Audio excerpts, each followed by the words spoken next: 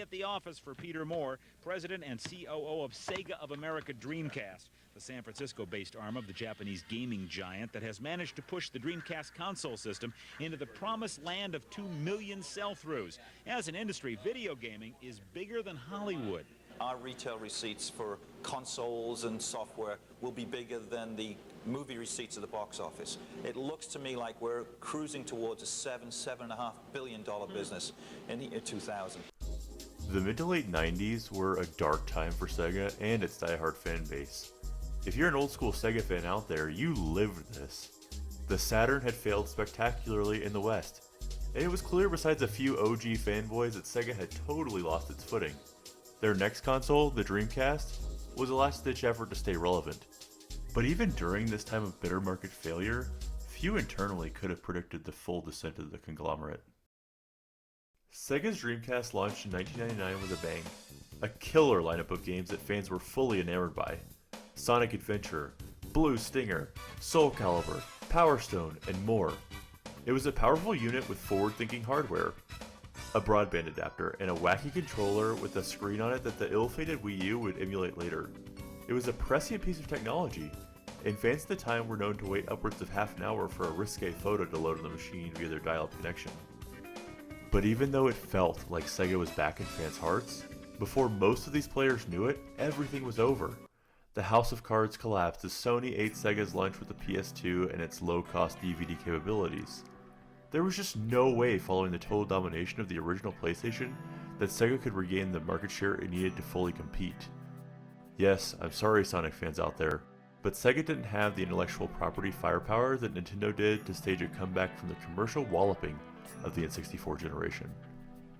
And so, with a whimper, and not with a bang, longtime Sega fans going back to the Genesis and Master System were gaming's first refugees. Well, maybe not exactly the first. Sorry Atari fans, TurboGrafx-16 and others. Fortunately, since Microsoft played a role in the architecture and design of the Dreamcast, a number of fans found a new home when Xbox launched on the market in 2002. They could once again access their beloved Shenmue natively on a platform that wasn't defunct. And perhaps there would be a future there. Yeah, that's another video. Others were scattered to the wind. Perhaps some Sega fans never found a home again in video games, but many moved on and curled up with the GameCube or PS2. But for Sega itself, this was just the beginning of a long period of self-discovery, retooling, and reinvention as a third-party publisher. Unfortunately for Sega, there was no time to lay about, nursing itself to health from the death knell of Sony's killing blow. The financial realities came quickly. They were forced to scramble and to immediately pivot to third-party development. The painful reality? Sega was not ready for the third-party world. This is a proud company that had spent approximately 15 years making games to sell on its own hardware. Now it had to compete on other people's turf and pay them a hefty percentage to do so. The economic model flipped on its head, and the crippled company was forced to move quickly in this direction, sometimes to the detriment of product quality. But initially, things were surprisingly looking pretty good. First, not all was lost. There were opportunities to push Dreamcast ports on Xbox like Shenmue, as I already mentioned. Another example would be Crazy Taxi going to the PS2. This effort to leverage existing products would help to recoup some of the budgets they already spent, with limited additional overhead to port the games. Sega even took some surprising risks, like the beloved Super Monkey Ball on GameCube. And while I say this was a company that was forced to pay other platform holders a sizable cut now that it was operating in a third-party capacity, this also was an opportunity. Instead of being locked to catering to the meager 10 million or so person audience in the failed Sega Saturn, you now had a massive audience of over 100 million people to sell games to on Xbox, GameCube, and particularly the wildly successful PlayStation 2. But for poor Sega, it was flying the plane of a failed console manufacturer in the air as it was building a new one to be a third-party publisher. This is a company that was putting band-aids on bullet wounds. One of the key issues that Sega had during this period was it relied heavily on Sonic as their mascot to stay relevant. It was milking the brand and not letting in-house developers fully realize its potential. It's subjective, of course, but while Sonic never lived up to the highs of its primary foe, Nintendo's Mario, they went toe-to-toe more closely during Sega's heyday on Genesis. Just think about it for a second. Sonic Adventure is a nostalgic but flawed game with fun tunes, but did it ever for a split second rival Mario 64? Did Sonic Adventure 2 ever rival Mario Sunshine in any sense? Did Sonic 06? Yeah, I don't even want to put that game in the same sentence as Mario Galaxy. I guess I just did. But you get the point. Sega published a litany of middling Sonic games during that era to cash in. And don't get me totally wrong, the young me enjoyed some of these, even Sonic 06, which I rented from Blockbuster. But in the 2000s, there was an onslaught of fully fledged titles after Sonic Adventure 2. Shadow the Hedgehog, Mario and Sonic in 2011 games, Sonic Unleashed. The ratio of quality games compared to Nintendo's mainline Mario series was wildly askew. Bottom line, this was a company that wasn't making Grand Slam Game of the Year competitors. It was getting by and staying afloat. This was far from Sega's golden age. The company was rushing deadlines and delivering half-baked, inconsistent products to gamers. Sonic 06 is basically a meme at this point, but at the time it was a disaster. But quietly, and very slowly, friendly wins arrived in Sega's sales, perhaps unbeknownst to Sonic and friends who were gasping for air. Their R&D teams planted important intellectual property seeds that would grow and flourish one day. It all started in 2005, with the PS2 launch of a now beloved series with a diehard fanbase. Yakuza, now known in recent entries as Like a Dragon, is a franchise that started off pretty much exclusive to Japanese audiences and wouldn't fully break through for over a decade in the West. This new R&D team behind it, now known as Ryuga Gotoku, took the bones of the classic Sega IP Shenmue and built something new. In my mind, it was truly a spiritual successor, but where that game crawled, Yakuza ran. As the developers became both more competent and confident, they were able to quickly iterate from game to game and carve out a niche as one of the best storytellers in gaming. I started to notice the franchise was getting more salience in the late 2000s in the West. Publications like IGN didn't even quite know what to make of it. In order to properly communicate it to audiences, they likened it to what they knew. It's like a Japanese GTA was the way they marketed it in their attempt to get people to understand. Woefully inaccurate, but it was sparking interest in pockets of the gaming community. So, no longer was Sega just about Sonic.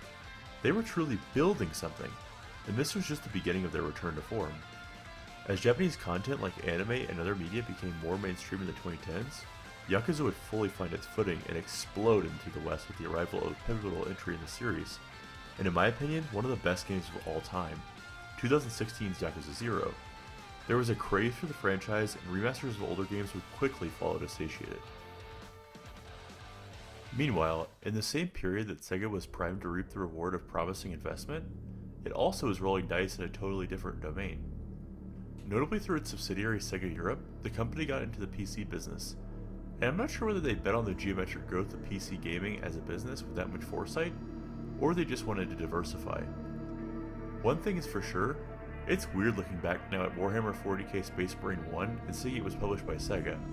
But yeah, they'd spread the field. In the mid-2000s, illustrated by their acquisition of Creative Assembly and the Total War franchise, Sega almost overnight became a dominant player in the RTS space. It didn't stop there. In 2013, they got in bed with Relic Entertainment, known for their Dawn of War series. These were established powerhouses in the RTS space. While no doubt these teams produced fruitful products under Sega in this era, I'm not sure this was ever a match made in heaven. They gained control of talented studios and published some quality games, but sometimes the wrong people can be in the right business, and I think that's true for Sega here. I don't think the specialized PC ecosystem products were ever their bread and butter, and I think that's precisely why they've divested themselves from it in recent years, in order to prioritize the true pillars of their business.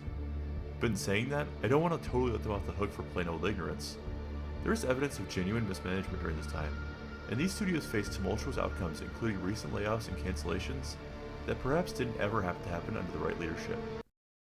The turning point. Let's back up once more to the 2000s and the early 2010s. Sega was still struggling, but small victories were adding up. Yakuza kept growing. 2011's Sonic Generations was a rare hit for the franchise at that point. The Total War series was a sleeper success for the PC audience. Sega was no longer a lost company. It was repositioning and quietly building its next empire. But one of the keys to that, and a major surprise to fans, was the announcement in 2011 that they were buying ATLUS, the now legendary video game developer and publisher to be a subsidiary. You know, the guys who make Persona games and Metaphor ReFantazio. Yeah, Sega snagged them at a deep discount in one of the shrewdest business moves in gaming history. It's also kind of funny because things could have been wildly different. There was speculation that Nintendo would have bought ATLUS prior to Sega pulling the trigger. Just imagining this alternate reality where Nintendo cruelly punished them with such a brutal blow is quite the insane plot twist. But back to this timeline. ATLUS hadn't necessarily been making bad games, but the Western audiences weren't exactly in love with them at this point yet either. They didn't exactly have the Persona 5 franchise that sold over 10 million copies of the combined games. Their parent company, Index, was in financial straits, and some of their games like Trauma Center Second Opinion on Wii weren't exactly breakout hits. But despite the dark clouds swirling around the company, ATLUS still had decades of experience in making games and weren't exactly shedding their key talent. Sega's business acumen in making this pickup was key. Perhaps at the time they figured they could utilize ATLUS to make some interesting games with their vault of IP, but what happened was transformative to games. Once again, in 2016, quite a special year, ATLUS, just like their sister organization RGG, had a global breakthrough. Persona 5 was a smashing success, and I don't think anybody saw it coming. Yes, Persona 4 Golden via its port to the PlayStation Vita had awoken a lot of people, but I don't think anything could have signaled what a revelation Persona 5 would be for so many new fans. So, if this video didn't teach you something about the company you didn't already know, why'd I make it? Well, I think many people out there still conceptualize Sega crudely. Sega who?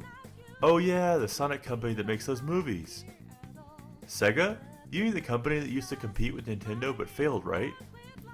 Yes, those statements are both true, but I think larger recognition is due to them. First, for survival. Sega licked its wounds through 2000s, stumbling through an identity crisis.